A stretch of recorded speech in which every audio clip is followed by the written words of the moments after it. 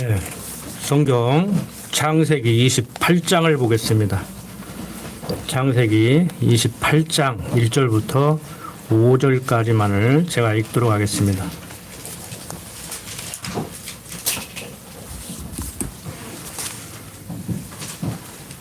네, 다 찾으신 줄 알고 제가 읽습니다. 이삭이 야곱을 불러 그에게 축복하고 또 부탁하여 가로되 너는 가나안 사람의 딸들 중에서 아내를 취하지 말고 일어나 밧담 아람으로 가서 너희 외조부 부두엘 집에 이르러 거기서 너희 외삼촌 라반의 딸 중에서 아내를 취하라.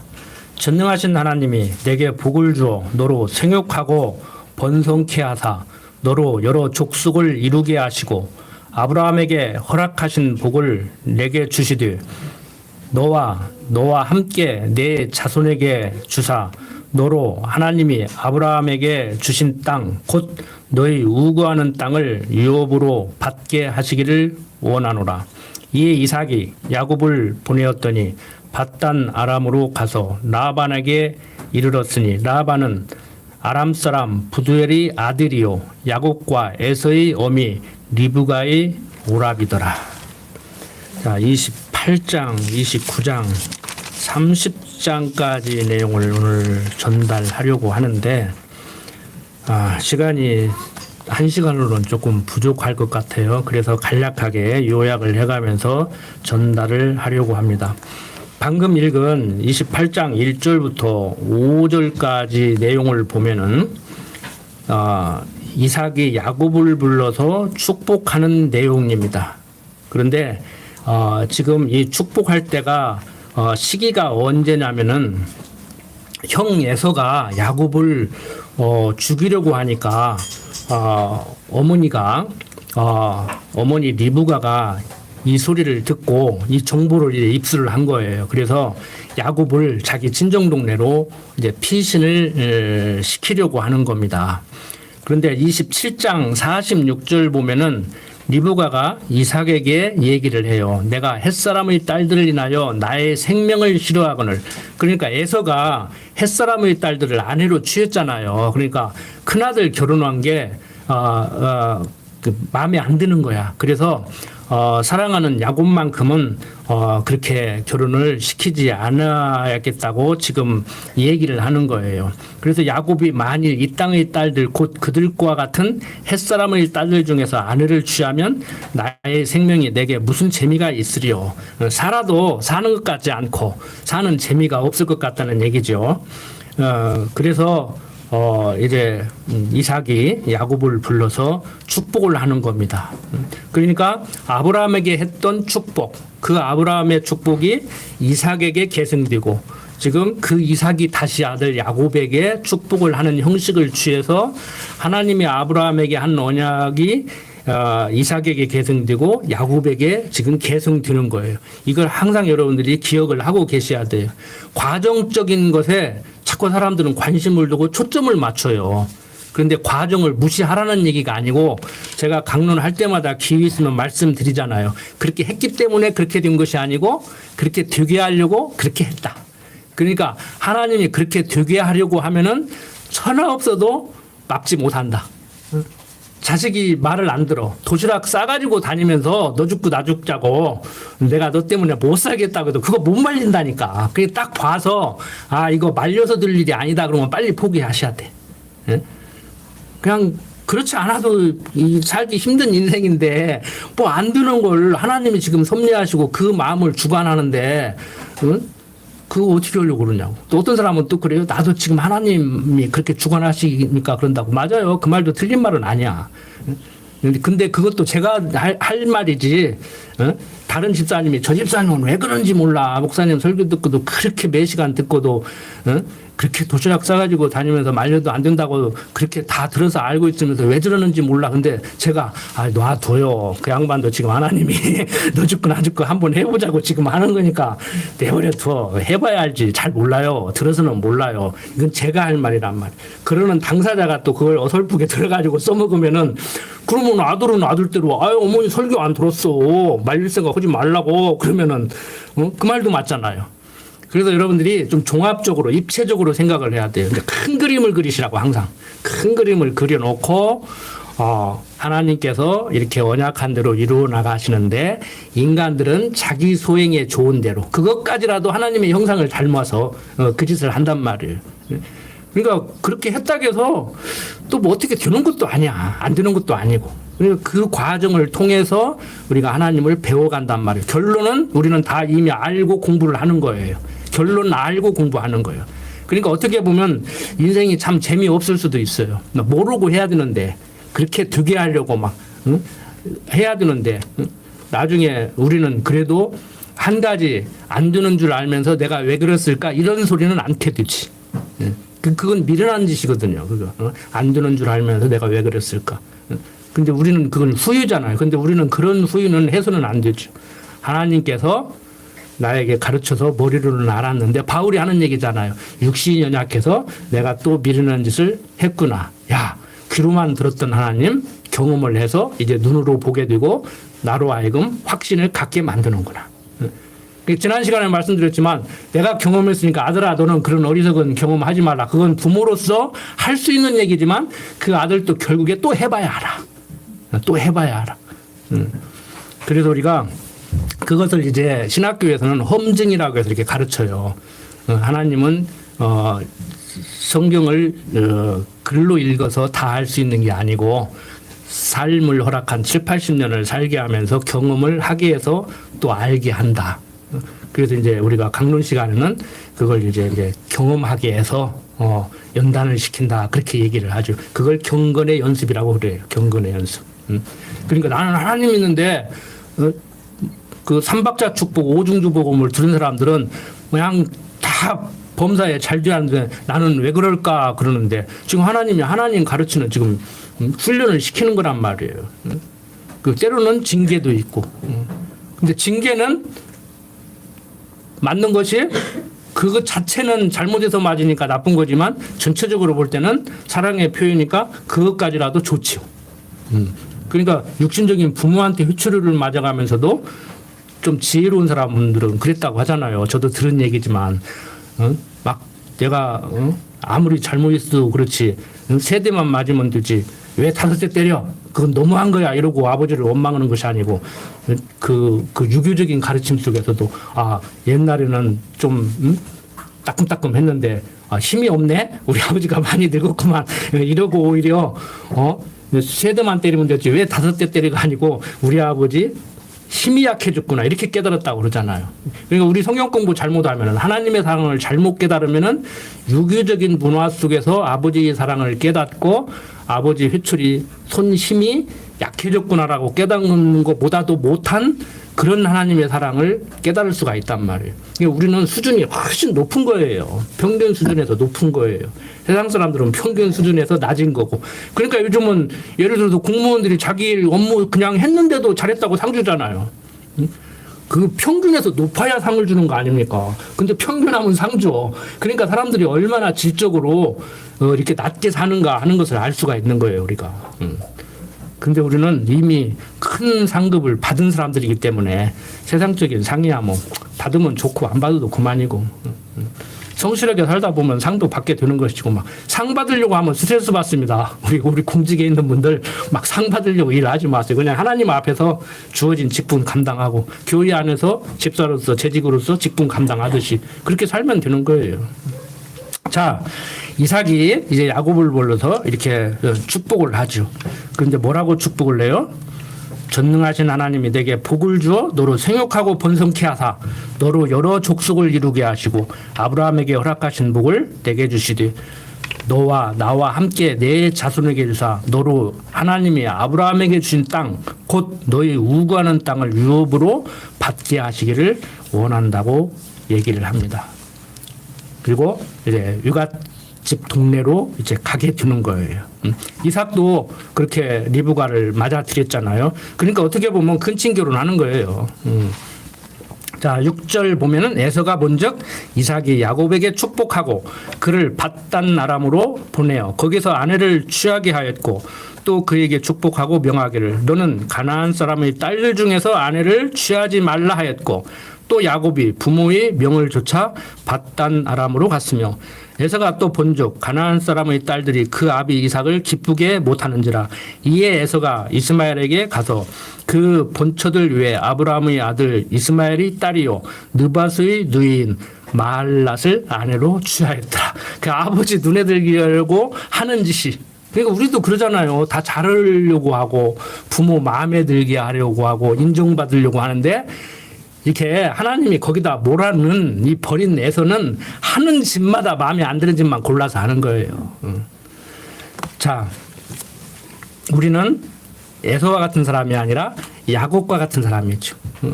거짓말을 하고 살으라는 얘기가 아니고 거짓말을 밥 먹듯이 해도 버리지 않으시는 하나님. 그러니까 자꾸 윤리적인 도덕으로 윤리 도덕적인 설교를 듣고 이렇게 잘한 분들은 어떻게 하면은 상 받고 어떻게 하면 벌 받는 줄 알았더니 그거 아니라고 하면 겨우 한다 소리가 그러면 잘못해서 되겠네. 근데 옛날에는 그런 사람들이 좀 밉더라고. 그런데 요즘은 고마워요. 왜? 잘못 들었을 망정 자기 가치관으로 들었을 망정 제가 하는 얘기를 들었다는 얘기예요.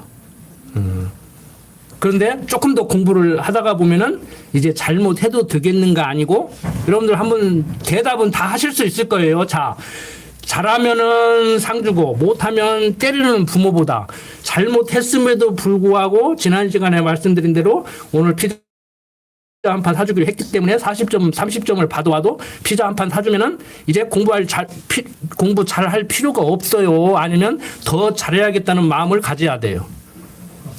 대답은 더 잘해야겠다는 마음을 갖는다고 하는데 실제 생활 속에서는 그냥 점수 맞아오면 이것도 점수라고 맞아왔냐? 엄마 닮았냐? 아빠 닮았냐? 우리 집은 그런 사람 하나도 없다고 막 그러고 한 대씩 꿀밤 때려야 공부하지.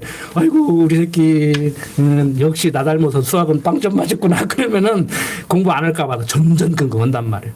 그래서 지금 교육 풍조가 이러잖아요. 자꾸 비교하고 옆집에 하고 비교하고 그럼 잘못하다가 애 점수 나쁜 거 가지고 부부싸움 한다고 이제 너 닮았냐 나 닮았냐 너도 안 닮고 나도 닮았다 그러면은 막 큰아버지 닮았고 막 아이다가 처남 닮았다 막 이러고 싸움하는 거예요 이제. 그러지 마시라고 제발. 그냥 조용히 지켜봐야 되는데 그걸 못하니까 그래요. 조용히 지켜봐야 되는데. 자 10절 봅니다. 야곱이 브엘세바에서 떠나 하란으로 향하여 가더니 한 곳에 이르러서는 해가 진지라 거기서 유숙하려고 그곳에 한 돌을 취하여 베개하고 거기 누워 자더니 요즘 말로 노숙이지요. 이제 가다가 꿈에 본즉 사닥다리가 땅 위에 섰는데 그 꼭대기가 하늘에 닿았고 또 본즉 하나님의 사자가 그 위에서 오르락 내리락 하고 또 본즉 여호와께서 그 위에 서서 가라사대 나는 여호와니 나의 조부 아브라함의 하나님이요 이삭의 하나님이라 너 누운 땅을 내가 너와 내 자손에게 주리니 내 자손이 땅의 티끌같이 되어서 동서남북에 편만할지며 땅의 모든 족속이 나와 내 자손을 인하여 복을 얻으리라. 내가 너와 함께 있어 내가 어디로 가든지 너를 지키며 너를 이끌어 이 땅으로 돌아오게 할지라. 내가 내게 허락한 것을 다 이루기까지 너를 떠나지 아니하리라 하신지라. 야곱이 잠이 깨어 가라되 여호와께서 과연 여기 계시거늘 내가 알지 못하였도다.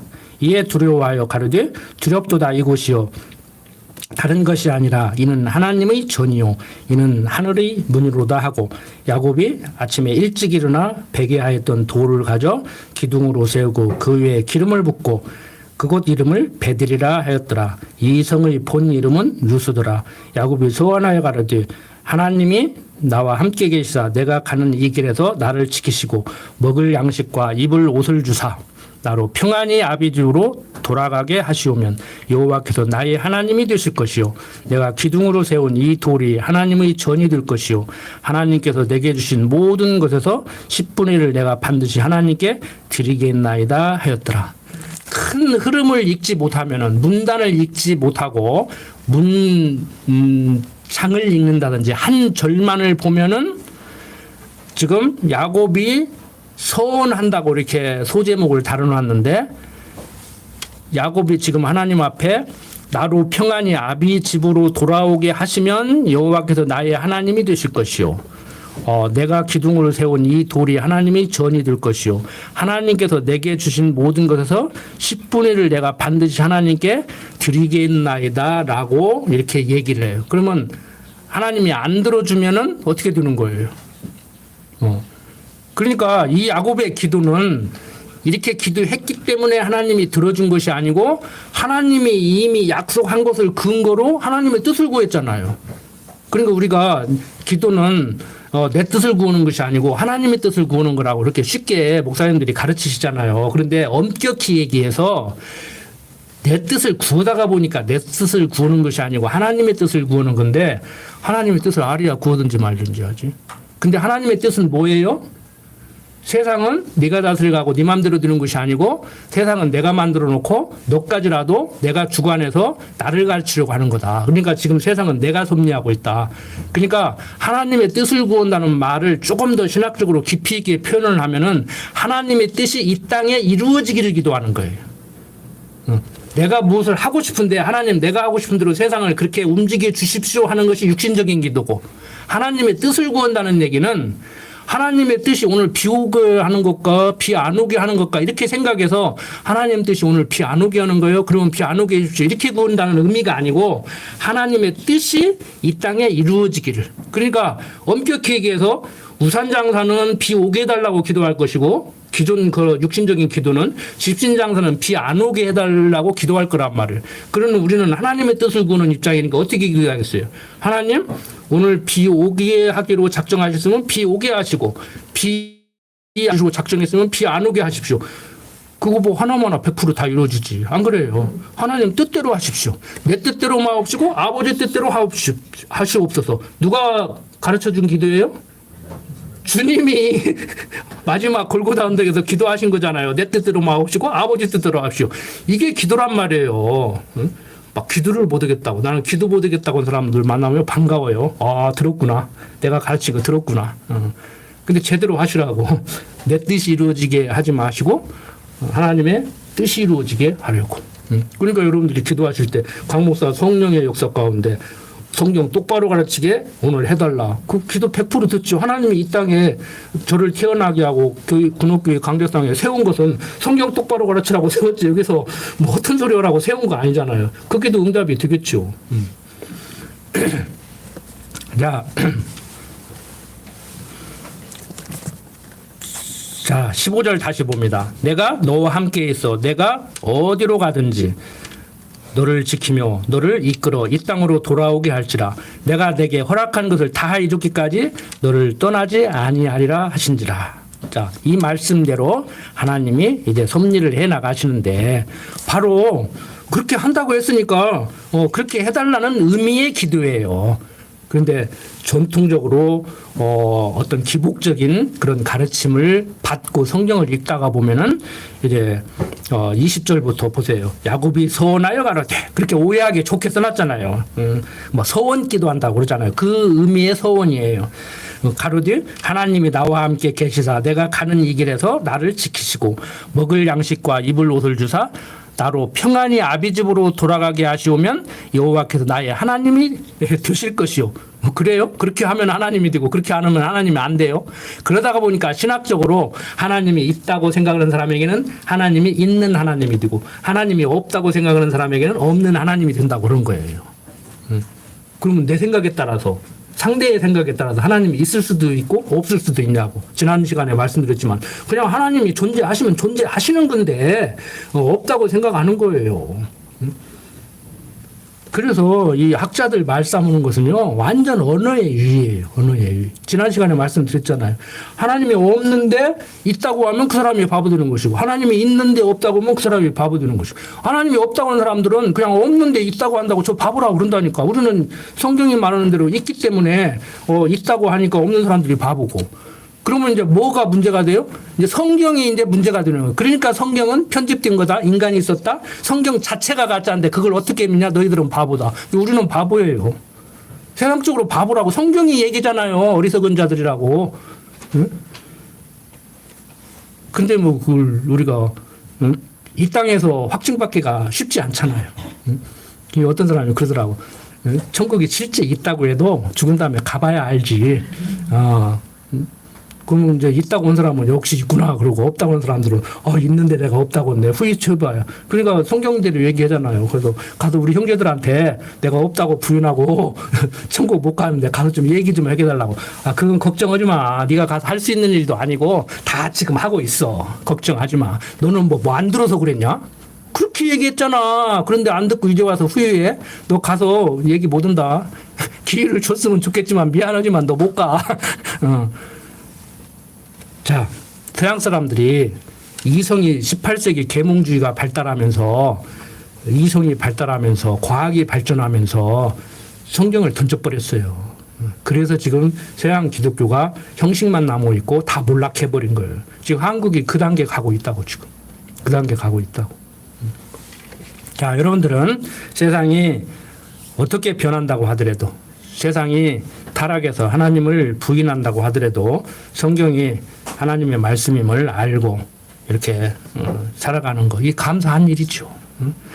윤리 도덕적으로 세상적으로만 접근해도 우리가 행복하게 즐겁게 멋있게 사는 거잖아요. 뭐 그 아기 다툼하면서 그 살아가냐고. 오죽하면은 대통령까지 하고 그냥 그렇게 세상 떠나고 막 국회의원 하다가 그냥 막 세상 떠나고 그 아기 다툼을 하고 지금 요즘 정치판 보면 보이잖아요. 남이 좀만큼 잘못한 거 그냥 속된 말로 잡아먹으려고 그러고 막 옛날 조선시대 같으면 그냥 수백 명 죽어났을 거야. 옛날 조선시대 때 사화 일으키듯이 했으면은 막 정권 잡으면 저쪽 다 죽이고 막 이쪽에서 정권 잡으면 저쪽 다 죽이고. 여러분들이 좋아하는 정철이 막 옛날 조선시대 때 호남 사람들 싹 죽인 거 아니요. 인구 얼마 안 될 때 뭐 1,000명 넘게 죽였으면 싹쓸이 온 거지 뭐. 그 김영우 씨가 광주 MBC에서 강의하는데 그러더라고. 막. 여기 뭐 광주에 보면 막 정철이 뭐 정자 있고 막 좋다고 해놨는데 속 없는 사람들이라고 막 그러더라고. 그냥 뭐 정치하는 얘기가 아니고 그렇게 악의다툼 하는 가운데 지금도 그런 악의다툼이 벌어지고 있는데 우리는 세상적으로 볼 때 크게 출세도 못하고 뭐 돈도 엄청나게 많은 것도 아니고 세상 사람들한테 참 무시당해도 할 말이 없을 정도로 별 볼 일 없지만 행복하잖아요. 행복하면 됐지. 이 땅에 사는 것이 다 행복하려고 사는 거 아니에요? 세상적으로. 하나님 경외하고 사는 그 다음으로 육신적으로 행복한 건 이상 더 이상 어디가 있냐고. 그런데 성경은 하나님 경외하고 사는 자들이 행복하다는 거야. 우리도 그랬잖아요. 지금 우리 여기 살아있는 우리 세대들 저부터도 거기에 조금 해당이 되는데 많이는 해당이 안 되고 저보다 10년, 20년 더 사신 분들은 우리나라 경제적으로 잘 살아서 보릿고개 벗어나고 먹는 거, 입는 거 걱정 않고 공부하는 거 걱정 않고 원 없이 그렇게 살면은 굉장히 행복할 줄 알았잖아요. 그런데 정말 그래요? 세계에서 행복 지수가 제일 떨어지잖아. 이렇게. 응? 왜 그래요? 그게 아니라는 것을 우리는 지금 경험 속에서 삶 속에서 확증받고 있는 거라고. 하나님 경유한 데로부터 행복이 오는 것이지 돈 많고 건강하고 막 세상적으로 출세했다고 행복한 거 아니라고. 그 여의도에 있는 사람들 다 행복한 거 한번 물어봐요 가서. 행복 안 할 거예요. 그 난리를 치고 막. 어떻든 간에 행복해야 됩니다. 행복해야 돼요. 방법은 이미 다 알고 계시죠. 이론적으로는. 하나님 경유하는 데로부터 행복은 그냥 수반된다. 행복을 목적으로 살 필요도 없어요. 그냥 하나님 경유하는 데로부터 이 행복이 와요. 이것도 경험해봐야 우리 특히 우리 젊은 학생들은 아예 잘 몰라. 이 30대. 저는 40대 됐을 때 다 아는 줄 알았는데 지금 이제 60대 넘어서니까 그 40대 아는 것도 아무것도 모르더라고. 근데 지금 70대, 80대 어르신들이 저를 볼 때는 조금 더 살이야 할 걸 그럴 거지. 그러다 가시는 거예요. 이제 알만하면 간다고 그러잖아요. 이제 좀 알았다 하는 순간에 공부 다 끝났으니까 성경이 얘기하는 대로 7, 80년 살게 하는 이유는 하나님 배우게 하려고. 교육 다 끝나면 졸업하는 거예요. 이제. 그러니까 목사님들이 가르치는 성도대학 말고 하나님이 운영하시는 성도대학 졸업하면 이제 하나님 나라 가는 거예요. 이제. 자, 29장 넘어가 봅니다. 야곱이 발행하여 동방 사람의 땅에 이르렀어요. 그 본적 들에 우물이 있고 그 곁에 양 세 떼가 누웠으니 이는 목자들이 그 우물에서 물을 양떼에게 먹음이라. 큰 돌로 우물 아구를 덮었다가 모든 떼가 모이면 그들이 우물 아구에서 돌을 옮기고 양에게 물을 먹이고는 여전히 우물 아구 그 자리에 돌을 덮더라. 야곱이 그들에게 이르되 나의 형제여 어디로 서뇨? 그들이 가로되 하란에서로다. 제대로 찾아왔지요? 요가집 동네. 야곱이 그들에게 이르되 나의 형제여 어디로 서뇨? 그들이 가로되 하란에서로다. 야곱이 그들에게 이르되 너희가 나홀의 손자 라반을 아느냐? 그들이 가로되 아노라. 야곱이 그들에게 이르되 그가 평안하냐? 가로되 평안하니라. 그 딸 라헬이 지금 양을 몰고 오느니라. 야곱이 가라되 해가 아직 높은즉 짐승 모일 때가 아니니 양들에게 물을 먹이고 가서 뜯기라. 그들이 가라되 우리가 그리하지 못하겠노라. 때가 다 모이고 목자들이 우물 아구에서 물을 옮겨야 우리가 양에게 물을 먹이느니라. 야곱이 그들과 말하는 중에 라헬이 그 아비 양과 함께 오니 그가 그의 양들을 침이었더라. 야곱이 그 유삼촌 라반의 딸 라헬과 그 유삼촌의 양을 보고 나아가서 우물 아구에서 돌을 옮기고 유삼촌 라반의 양떼에게 물을 먹이고 그가 라헬에게 입맞추고 소리내어 울며 그에게 자기가 그의 아비 생질이요 리브가의 아들임을 고하였더니 라헬이 달려가서 그 아비에게 고하매 라반이 그 생질 야곱의 소식을 듣고 달려와서 그를 영접하여 안고 입맞추고 자기 집으로 인도하여 드리니 야곱이 자기 모든 일을 라반에게 고하매 라반으로 나의 고르기로다 하였더라. 야곱이 한 달을 그와 함께 거하더니 라반이 야곱에게 이르되 내가 비록 나의 생질이나 어찌 공으로 내 일만 하겠느냐 무엇이 내 보수겠느냐 내게 고하라. 그냥 공짜로 일 안 시키겠다는 거예요. 대가를 지불하겠다는 것이죠. 그러니까 야곱이 뭐라고 라반이 이제 두 딸이 있으니 형의 이름은 레아요 아우의 이름은 라헬이라. 레아는 알력이 부족하고 라헬은 곱고 아리따우니 야곱이 라헬을 연애함으로 대답하여 내가 유삼촌의 작은 딸 라헬을 위하여 유삼촌에게 7년을 봉사하리이다. 라반이 가로되 그를 내게 주는 것이 타인에게 주는 것보다 나으니 나와 함께 있으라. 야곱이 라헬을 위하여 7년 동안 라반을 봉사하였으나 그를 연애하는 까닭에 7년을 수일같이 여겼더라. 그러니까 라헬을 우물가에서 이미 첫눈에 반한 거죠. 그리고 실제 겉으로는 형 에서가 죽일까 봐서 피신해 온 거지만 그건 그거고 어머니 리브가가 생각했던 건 뭐예요? 여기에서 형 에서와 같이 해쪽 속에서 며느리를 취하지 말고 가서 며느리감 구해서 돌아오기를 기다리고 있는 거예요. 근데 둘째 딸 라헬에게 반해서 유삼촌 라반이 그냥 일 거저 안 시킬 테니까 뭐 대가를 얘기해라 줄게 그러니까 둘째 딸 주시오. 그러면 7년간 봉사해라. 그러면 둘째 딸 준다 그랬어요. 그런데 7년이 지났어요. 그런데 첫날 밤을 지르고 아침에 보니까 밤에 첫째 딸을 슬쩍 들여보낸 거야. 그래서 보니까 아니 라헬 달라겠지 누가 내야 달라겠냐 하니까 여기 풍습이야 문화야. 첫째 딸부터 시집보내야지 어떻게 둘째 딸부터 시집보내냐. 일단 일주일간 신혼생활해. 그리고 다시 7년 봉사해. 그러면 둘째 딸 줄게. 그래서 또 그렇게 했어요. 또 뭐 마음에 드는 여자 부인으로 맞아들이고 싶은데 무슨 짓을 못해? 뭐 한국말에도 뭐 마누라 이쁘면 저같이 말뚝 보고도 저란다는데. 자 어떻든 간에 자 레아와 라헬 두 여인을 자매를 이제 아내로 맞아들였어요. 그러니까 요즘 우리들의 그 사고로 이제 동성동본 결혼도 허가를 하고 이제 간통죄도 없어지고 했지만 과거에 뭐 20년, 30년 전에 살았던 조선시대 때 살았던 분들은 이게 말도 안 된다 그러는데 말이 안 될 것도 없어요. 삼국시대 신라 보면은 뭐 근친 결혼하고 막 자매 남매 간에도 결혼하고 막 이렇게 했다고. 그리고 조선 말기만 해도 우리가 알고 있는 명성황후 뭐 이런 사람들도 드라마 보다가 보면은 뭐 이모라겠다가 뭐라겠다가 시어머니라겠다가 막 그러잖아요. 다 근친 결혼했다고 다 자기들끼리 애먹으려고. 응?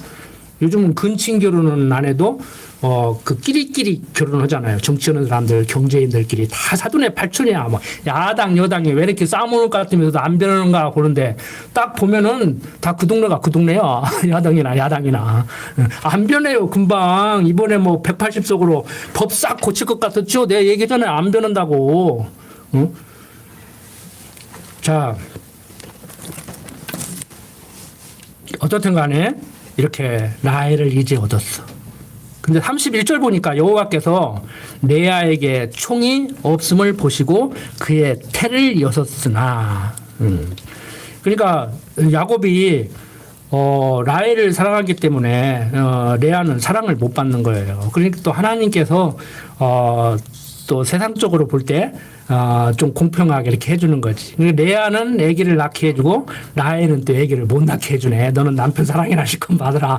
레아가 이렇게 이유야 어떻든 간에 첫째 부인인데 이렇게 소방 맞으면 안 되잖아요. 그래서 아기를 또 낳게 해주네. 그러니까 이제 라헬이 또 자기 몸종 비라를 또 주어가지고 또 애를 낳게 해주고 이제 자기 이제 자기 쪽에서 손이 퍼지기는 경쟁이 벌어진 거예요. 그러니까 또 레아가 애를 잘 낳으면서도 또 실바를 또 줘가지고 또 애를 낳게 하네. 그러니까 야곱은 졸지에 부인이 몇 명? 4명 돼버렸어. 거기서 자손들은 적자에서만 야곱의 12지파가 나오면 얼마나 좋아요. 그런데 라헬에서 2명. 아직 이제 35장 넘어가야 이제 베냐민을 낳고 라헬이 이제 죽잖아요. 이제 산통에 시달리다가 이제 베냐민 낳고 거기서 라헬이 죽어버린다고. 근데 예고편이지만 그러면 라헬이 요셉하고 베냐민 둘 낳죠. 근데 여기서 이제 12아들 중에서 요셉이 이제 관심을 우리가 이제 가져야 될 사람이죠. 그리고 비라가 또 2명 낳고 레아가 4명 낳고 나중에 또 2명 또 낳죠. 그 다음에 실바가 또 2명 낳고 그래서 야곱의 12지파가 여기서 나온단 말이에요.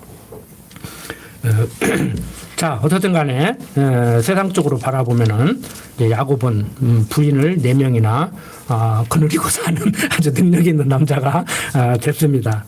자, 자식도 이제 12명이나 태어나게 되죠. 이제 이들이 이루는 민족이 유대 민족이에요. 여기서부터 시작하는 거예요. 그러니까 우리가 그 유다는 야곱의 12 아들 중에 한 명인데 이스라엘 백성들을 유다 민족이라고 그러잖아요. 그러니까 유다 민족이라고 하면 안 되죠. 12지파의 연합 민족이지. 근데 이제 그 이유가 있어요. 나중에 자세히 말씀을 드리고 그다음에 이제 야곱의 이름을 이스라엘이라고 이렇게 바뀌어서 이스라엘 민족이라고 그렇게 말을 하잖아요. 유대 민족이라고도 하고 이스라엘 사람들이라고 얘기를 하잖아요. 그러니까 야곱의 이름은 국호가 돼 버린 거예요. 이스라엘. 그리고 민족인 유다 민족은 이제 민족을 부를 때 이스라엘 민족을 부를 때 유다 민족이라고 이렇게 부르는 거예요. 이 문제를 사람들이 헷갈려하더라고. 학자들도 헷갈려하더라고. 근데 다음에 이제 또 말씀을 드리도록 하고 자 이제 30장 이제 쑥 지나갑니다. 그래서 이제 라헬이 이제 30장 22절 보면은 하나님이 라헬을 생각하신지라 하나님이 그를 들으시고 그 태를 여신고로 그러니까 그 애 낳기 경쟁이 벌어졌다 쉽게 말해서 두 여인 간에 그래서 자기가 못 낳으면 막 자기 몸종까지 줘가지고 이렇게 낳게 하는 거예요. 뭐 앞에서 또 그런 사람 하나 또 있었죠? 누가 그랬어요? 사라가 그랬잖아요. 하갈 몸종 줘가지고 또 자기가 못 낳으니까 애 낳게 했는데 이 여자들은 사라 같지도 않아. 자기들 나면서 막 또 그랬어. 몸종이 난 애기는 이제 자기 이름으로 요즘 말로 호적을 이제 올리니까 다 자기가 난 걸로 돼버리니까 이제 애 낳기 경쟁이 벌어졌단 말이에요. 숫자만 해야 유리하니까 그때 당시만 해도. 뭐 지금도 어떻게 보면 숫자만 해야 유리해요. 집안 식구들 많고 나라에 국민이 많아야 힘이 있다고. 중국도 10억이 넘는데도 하나만 낳게 하더니 이제 둘 나라고 막 그러잖아요. 우리나라도 둘 낳으면 거짓골 못 면한다고 아들딸 구별 말고 하나만 낳자고더니 이제 인구가 줄으니까 지금 난리 나가지고 막 애 많이 낳으라고 돈 주고 막 여주는 한 명 낳으면 200만 원, 둘 낳으면 둘째는 500만 원, 셋째 낳으면 1000만 원. 그러니까 애 셋 나면 1,700만 원 버는 거예요. 근데 어떤 사람은 또 1억 원 준다고 또 그러대. 애 낳으라고 1억 원 준다고. 근데 요즘 젊은 사람들은 그 1억 원 받고 안 난다. 애 하나 키우려면 얼마나 많이 드는데. 이제 그러고 애를 안 낳는 거예요, 지금. 그런데 좌우지간, 나라가 세워지려면은요, 생육하고 번성하고 사람이 있어야 돼. 그 다음에 국토가 있어야 되잖아요. 그 다음에 주권이 있어야 되잖아요. 근데 지금 우리나라는 인구도 줄어가지. 뭐 땅덩어리는 좁지. 전시 작전권은 미국이 갖고 있지. 그러니까 힘들어. 힘들어. 항상 불안하고 힘들어. 자.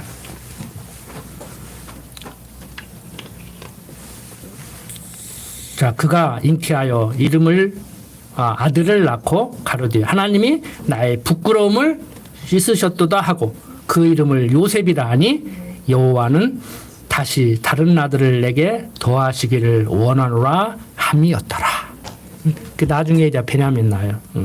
라헬이 요셉을 낳은 때 야곱이 라반에게 이르되 나를 보내어 내 고향 내 본토로 가게 하시되 내가 유삼촌에게서 일하고 얻은 처자를 내게 주어 나로 가게 하소서. 내가 유삼촌께 한 일은 유삼촌이 아시나이다. 라반이 그에게 이르되 여호와께서 너로 인하여 내게 복 주신 줄을 내가 깨달았노니 내가 나를 사랑스럽게 여기거든 유하라. 또 가로되 내 품삯을 정하라. 내가 그것을 주리라. 야곱이 그에게 이르되 내가 어떻게 유삼촌을 섬겼는지 어떻게 유삼촌의 짐승을 쳤는지 유삼촌이 아시나이다. 내가 오기 전에는 유삼촌의 소유가 적더니 번성하여 때를 이루었나이다. 나의 국력을 따라 여호와께서 유삼촌에게 복을 주셨나이다. 그러나 나는 어느 때에나 내 집을 세우리까. 라반이 가로되 내가 무엇으로 내게 주랴. 야곱이 가로되 유삼촌께서 아무것도 내게 주실 것이 아니라 나를 위하여 이 일을 행하시면 내가 다시 유삼촌의 양떼를 먹이고 지키리이다. 야곱이 이제 시간이 지났어요. 벌써 7년 지나니까 벌써 어떤 생각에도 얼핏 생각에도 14년 흘렀는데 20년 지났죠 이제. 그러니까 이제 형에서도 이제 마음이 좀 누그러졌을 것이고 나도 세력이 이제 이렇게 커졌으니까 가서 한번 대결 한번 해볼 만하고 그리고 외삼촌 집에서 계속 뭐 이렇게 종살이는 안 가지죠. 모순살이 계속 할 필요가 없잖아요. 그러니까 이제 고향으로 가겠다는 거예요. 그 유삼촌 나반이 보면은 딸 둘에다가 딸들 몸종 그다음에 손들이 퍼지니까 완전히 이제 쑥 빠져나가면은 얼마나 허전하겠어요. 여러분들 손자 키우면서 힘들어도 또 가면은 허전하듯이 이게 그 문제가 아니잖아요. 지금 막 몽땅 사람 포함해서 재산이 다 가게 생겼어. 그러니까 붙잡아 놓으려고 야 내가 품삯 좀 더 넉넉히 쳐주고 이렇게 할 테니까 여기서 계속 살아라. 뭐 자기 집 살림 해주는 거니까. 그러니까 내가 언제까지 그러냐. 그리고 품삯 준다는데 그런 거 정하지 말고 내가 정할게. 그렇게 하는 거예요. 그러면서 32절 보면은 품삯을 어떻게 정하느냐. 오늘 내가 유삼촌의 양떼로 두루 다니며 그 양 중에 아롱진 자와 점 있는 자와 검은 자를 가리어내어 염소 중에 점 있는 자와 아롱진 자를 가리어내리니 이 같은 것이 나면 나의 싹시 되리이다. 후일에 유삼촌께서 오셔서 내 품삯을 조사하실 때 나의 의가 나의 표징이 되리이다. 내게 혹시 염소 중 아롱지지 아니한 자나 점이 없는 자나 양 중 검지 아니한 자가 있거든 다 조족질하는 것으로 인정하소서. 라반이 가로되 내가 내 말대로 하리라 하고 이제 약조를 하는 거예요. 그러니까 좋은 양은 안 갖고 그냥 나쁜 것만 얼룩덜룩 한 것만 내가 가지겠습니다. 그러니까 라반은 유삼촌은 참 좋지요. 야곱이 순진한 것 같기도 하고 좀 모자란 것 같기도 하고 그런 게 많이 나오는 것도 아닌데 근데 야곱은 뒤통수 치는 사람들 아주 약삭 파는 사람이라고 했잖아. 이름 자체가 발목 잡는 사람. 그래서 양을 칠 때 물 먹을 때 이렇게 나뭇가지에다가 이렇게 나뭇가지를 꽂아놓고 이렇게 햇볕 줄 때 우리가 이렇게 뭐 장갑 낀다든지 시계 차면은 이렇게 거기 그 부분은 하얀하고 나머지 부분은 타잖아요. 이제 그런 식으로 해가지고 이제 얼룩덜룩하게 만드는 거예요. 그 나중에 보니까 막 전부 다 얼룩덜룩하네. 유삼촌이 보니까 그러니까 이런 도둑놈하고 이제 또 이제 유삼촌이 이제 가만 안 둘라고 그러더니 이거 속았구나. 이거한테 속았구나.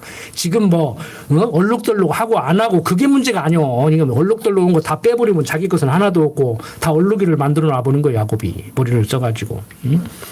그래서 이제 뭐 이 유사촌들이라니 가만 놔둬요. 이제 죽이려고 그러지. 그러니까 또 거기서 또 야반도 준다. 그러니까 형이 죽이려고 하니까 유삼촌들로 야반도 줬다가 또 이제 유삼촌 식구들이 죽이려고 하니까 이제 고향으로 이제 다시 아버지 있는 곳으로 이제 다시 가는 거예요. 이제. 응?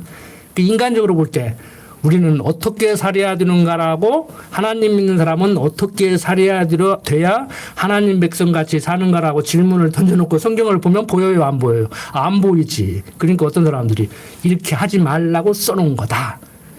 이게 뭐 TV에서 이렇게 범죄했다고 가르치면 모방범죄잖아요. 그런 얘기는 할 필요가 없어. 몰랐던 사람 괜히 뭐 가르쳐줘.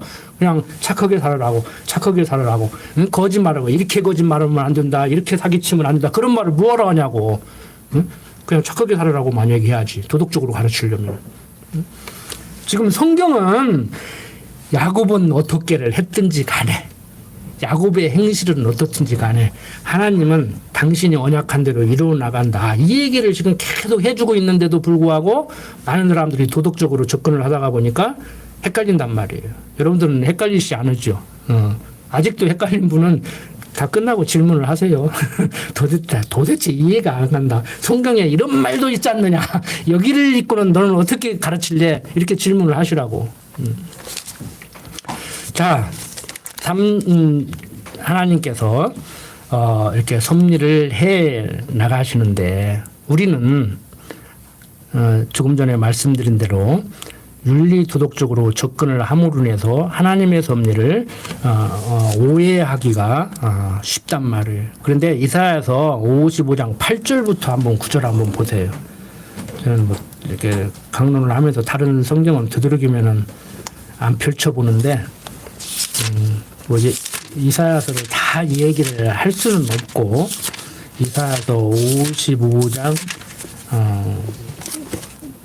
5절부터 이사야서 55장 8절부터 9절 보면은 6절부터 보겠습니다. 이사야서 55장 6절부터 너희는 여호와를 만날 만한 때에 찾으라.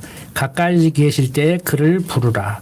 악인은 그 길을 불우한 자는 그 생각을 버리고 여호와께로 돌아오라. 그리하면 그가 긍휼히 여기시리라.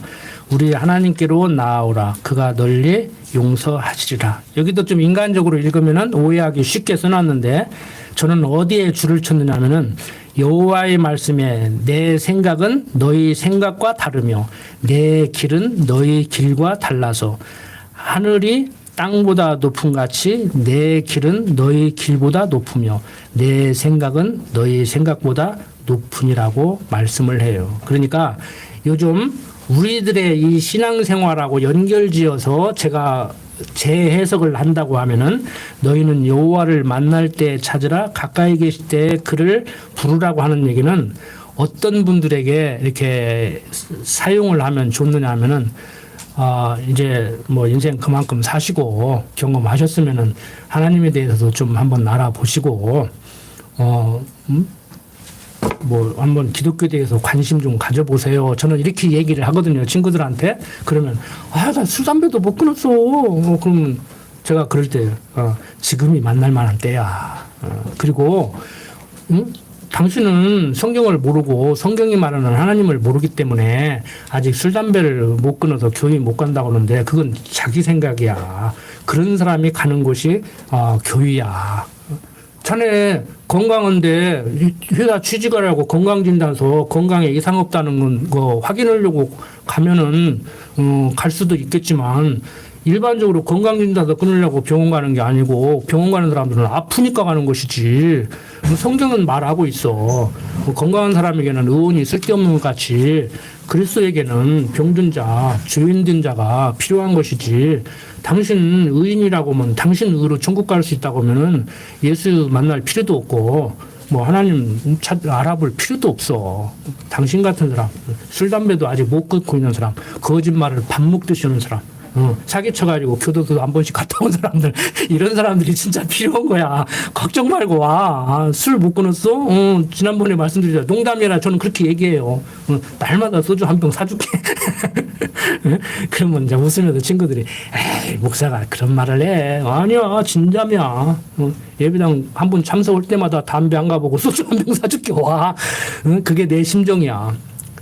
그러면 들은 것이 방해를 해서 어떻게 아무리 친구지만 목사가 저렇게 얘기를 하는 거하고 이상하게 의아하게 생각하면서도 내 간절한 마음이 전달이 된단 말이에요. 여러분들 말을 좀 투박하게 하고 행동을 거칠게 해도요. 진심이 당기면은요. 막 이렇게 투박하게 쏴붙이듯이 말을 해도요. 그게 사랑의 표현인 줄 알아요. 알아. 영물이라 다 알아.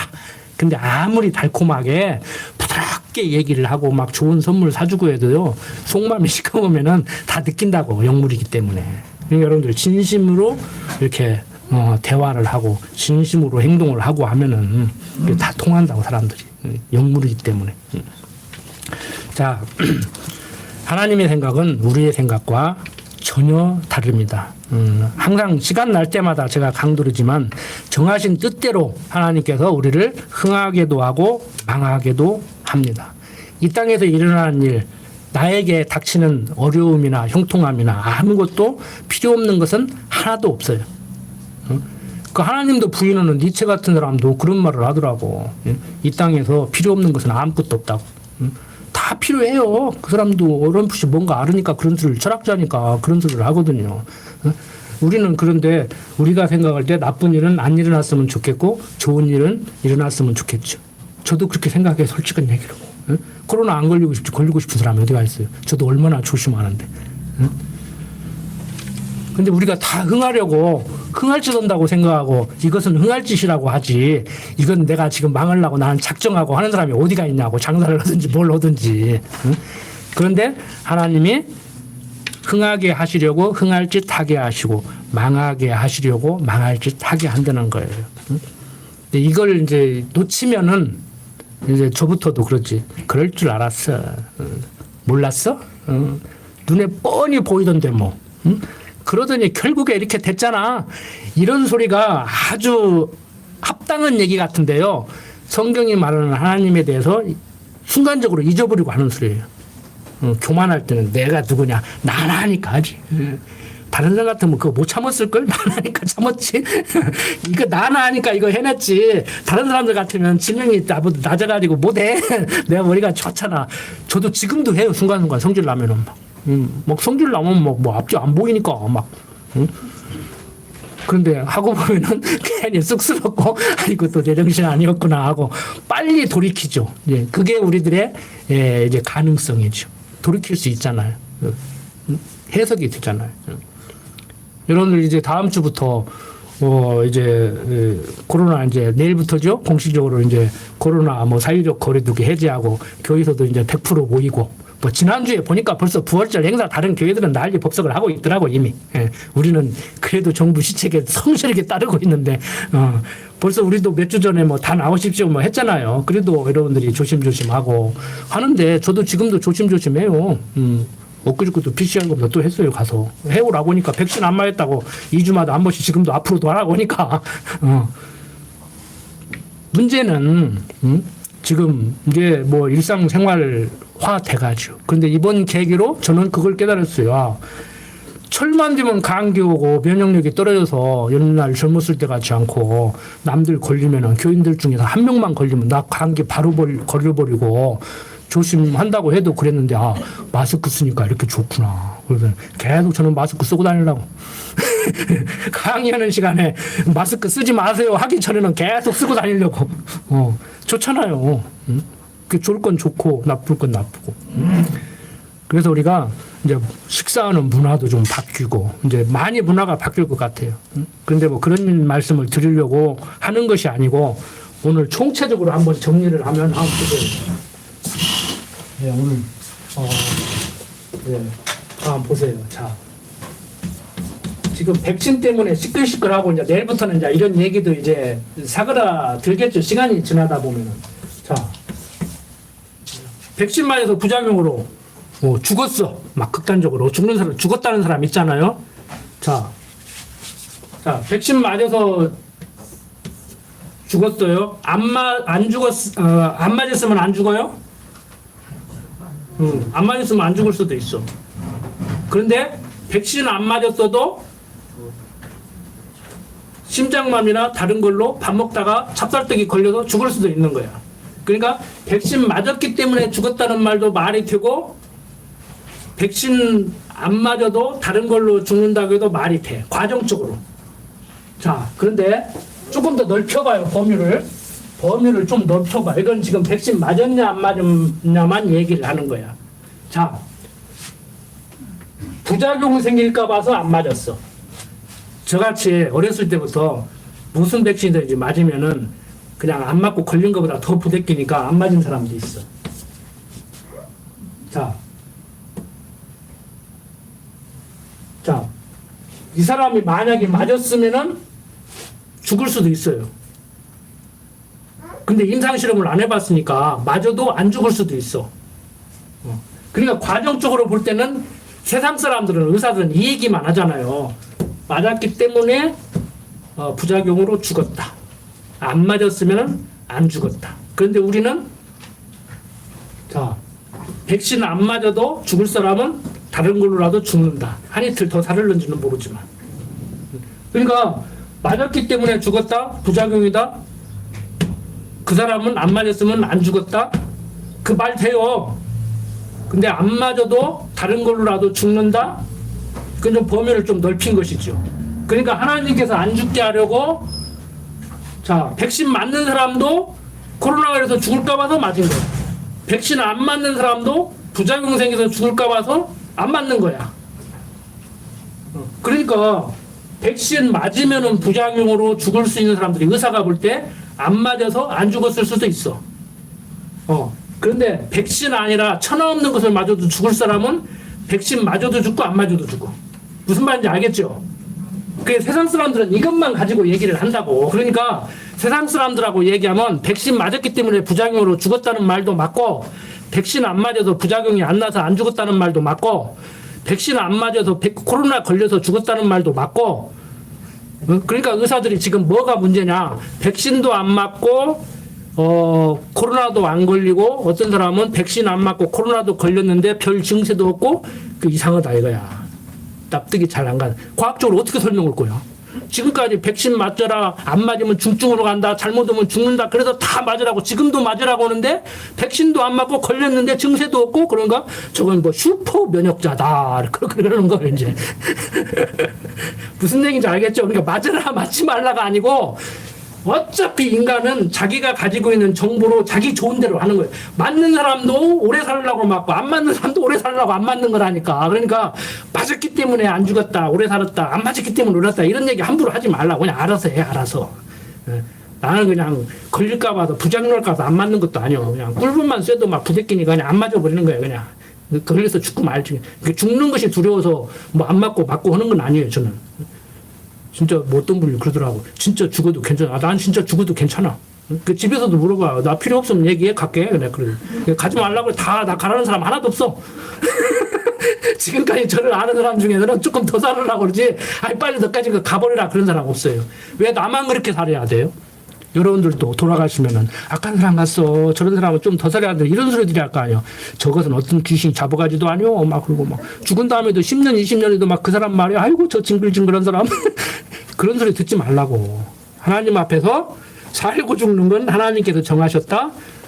그때 자기 판단에 의해서 백신 맞으면 부작용으로 죽을 수도 있으니까, 그렇게 확신이 들으면 맞지 말고, 안 맞으면 중증으로 갈 수 있으니까, 죽을 수 있으니까 맞을 사람은 맞고, 알아서 판단하시되, 죽고 사는 것은 누구 손에 달렸다? 하나님 손에 달렸다. 하나님이 데려갈 사람은 철없는 것으로도 데려간다. 여러분들 접시에 코 박고 죽는다는 말 그냥 말로 지어낸 것 같아요? 제 아는 사람 중에 아는 사람이 뭐 술 먹고 그랬다는가, 뭐 길에서 뭐가 안 좋아서 쓰러졌다는가, 탁 쓰러졌는데 거기 물이 고여 있었대요. 근데 질식사야. 그 물이 없었으면 안 죽었어. 그 쓰러진 건 뭐 때문에 쓰러졌고, 그건 나중 문제고, 거기 물에 코를 댔는데 질식사로 죽었어. 그 접시물에 코 박고 죽은 거 아니에요? 한번 집에 가서 접신물에 코 한번 받고 있어봐요. 죽는 거 안 죽는 거. 죽고 사는 건 누구 손에 달렸다? 그거면 됐어. 병원에 가지 말라는 얘기가 아니요. 영양제도 먹고 치료도 하시고 괜히 병 키우지 말고 다 하시되 그냥 하나님이 오래 살게 하려고 병원 가서 조기에 발견해서 치료를 해가지고 건강하게 하시고 다 그렇게 하는 거 아닙니까? 그래서 너무 막 어떤 자기 그 상식적 세상 지식으로 너무 이렇게 탁 갇혀가지고 사시지 말고 좀 폭넓게 살고 다른 사람 말도 조금 듣고 다른 사람 행동도 인정해주고 막 건강에 좋다고 의사가 포기하고 암 사기요 그런데 산속에 들어가서 풀 뜯어먹고 사는데 막 오래 사는 사람 있잖아요. 그걸 어떻게 증명을 할 거냐고. 그 사람 살아보려고 그렇게 했는데 그 어떤 사람은 병원에서 막 한 달에 몇백만 원씩 주는 병원에서 치료해도 죽는 사람 죽고 포기하고 산에 가서 풀 뜯어먹어도 사는 사람 살고 그 사람들한테 저는 항상 하나님을 전해요. 막 풀 뜯어먹고 살았냐 뭔 풀 뜯어먹었냐 나도 먹자 이런 게 아니고 가서 이런 내용을 얘기한다고. 당신은 하나님께서 생명을 연장시키려고 그런 마음을 주셔서 그렇게 하셨군요. 아, 잘하셨습니다. 이렇게 큰 그림 이것만 가지고 사람들이 얘기하다 보니까 시끌시끌하고 논쟁이 벌어지고 그런단 말이에요. 큰 걸 가지고. 자, 오늘 여기까지만 말씀을 드립니다. 흥하게 하시는 하나님. 에서는 망할 사람이라 하나님이 버린 사람이라 이스마엘도 그렇고 에서도 그렇고 버릴 사람이라 버린 사람이라 꼭 망할 짓만 하는 거예요. 하는 짓마다. 그런데 야곱이 아무리 뭐 치사한 사람이고 어머니 리브가가 아들하고 짜고 남편을 속인 비도덕적인 사람이고 그걸 떠나서 이 사람들의 초점은 어디가 있어요? 하나님의 약속 백성이라는 거. 결혼까지도 함부로 하지 말고 하나님을 아는 하나님을 경유하는 자녀들하고 해야 된다고 얘기를 하는 거예요. 도덕적인 것에 초점을 맞추지 마시고 금방 제가 말씀드린 대로 과정적인 것은 이렇게 할 수도 있고 저렇게 할 수도 있단 말이에요. 아, 속여서 장자권 샀어요? 에서가 죽이려고 했는데 도망가서 살았어요? 이 삼촌 나아반을 속여서 부자 됐어요? 하나님의 약속은 저 앞에서 이미 다 하고 있잖아요. 생육하고 번성한다. 그리고 고향으로 돌아오게 해준다. 이 삼촌 나아반이 아무리 별것을 가지고 유혹을 하고 붙잡아 놔도 뭐 붙잡아 놓을 수가 없어요. 이미 야곱이 축복할 때 했잖아요. 고향으로 돌아온다고. 돌아와야 돼. 이삭 바칠 때도 내 돌아올 테니까 기다려라 그랬다고. 이삭 잡아서 죽이고 불로 태우면 못 데리고 오는 게 아니고 하나님이 다 준비해 놓을 거다. 여기 종들 보고 여기 기다리고 있어라. 우리 아들하고 가서 제사 드리고 돌아올게 그랬다고. 그게 무엇에 근거인 거냐? 하나님의 약속에 근거인 거란 말이에요. 우리 하나님의 약속 백성입니다. 어디를 가시든지 보호하십니다. 걱정 마세요. 우리 하나님이 보호하셔요. 여러분들 자녀들에게도 자우리간 어떻든 간에 이거 심어줘야 돼요. 우리는 하나님 백성이다. 하나님이 보호하신다. 나는 이 길로 가고 싶지만 이 길로 가게 있으면 정말 하나님께 더 감사할 수 있을 것 같은데 하나님은 그건 우리 생각이고 하나님께서는 당신이 보시기에 좋은 길로 인도하신다. 우리는 그렇게 살 수밖에 없어. 그게 탤런트라는 거예요. 영어로. 은사 따라 사는 거라니까. 저도 그러니까 우여곡절을 겪고 이렇게 그렇게 강단에까지 이렇게 쓰게 되잖아요. 저는 개인적으로요 지금도 그냥 대위만 달아줘도 군대 생활하면 잘로 그냥 체질에 맞을 것 같은 막 그냥 태어날 때부터 군인으로 태어나는 것 같아 지금 생각해도. 근데 그건 네 생각이고. 전신갑주를 입고 요즘 여러분들 에베소서 배우고 빌립보서 배우잖아요. 전신갑주를 입고 진리 싸움에 인마 누가 해병대 가서 뭐 총 들고 싸우라겠어. 뭐 누가 무찌르자 공산당 뭐 때리잡자 김일성을 하겠냐. 진리 싸움을 하고 비질려고 싸우라고. 그래서 이렇게 하는 거예요. 여러분들 얼마나 감사한 일입니까? 하나님께 붙들렸다는 거. 도망 못 갑니다. 도망갈 생각 하지 마십시오. 괜히 집 나갔다 오는 아들같이 고생만 해요. 요즘 젊은 사람들 개고생이라고 하더라고. 여러분들 다 아시죠? 집 나가면 고생이라는 거. 교회 떠날 생각 하지 마십시오. 떠나고 싶어도 못 떠나요. 막 교회 떠나고 와서 우리 목사님이나 저는 벌벌 않잖아요. 갔다 와, 돌아와. 기도드립니다. 아버지 하나님, 정하신 뜻대로 섭리하시는 하나님의 여호와 되심을 알기에 우리가 두려워하지 않고 세상 사람들 보기에 별거 아닌 것 같은 하찮을 것 없는 우리가 배짱 있게 당당하게 담대하게 살아갑니다. 아버지 하나님, 어떠한 상황 가운데서도 당당하게 담담하게 살아갈 수 있도록 강한 팔로 붙들어 주시옵소서. 때로는 육신이 연약하기 때문에 물질이 궁핍함으로 인해서 육신적인 질병 때문에 힘들어할 때도 있습니다. 낙심될 때도 있습니다. 때로는 하나님이 나를 버린 거 아닌 거 하는 두려움에 휘말릴 때도 있습니다. 그때마다 말씀 생각나게 하시래. 하나님께서 내 인생길 예비해 놓고 임마누엘 함께 하시면서 인도한다는 사실을 항상 잊지 않게 하여 주시옵소서. 부족한 종 예수님 이름으로 기도드립니다. 아멘.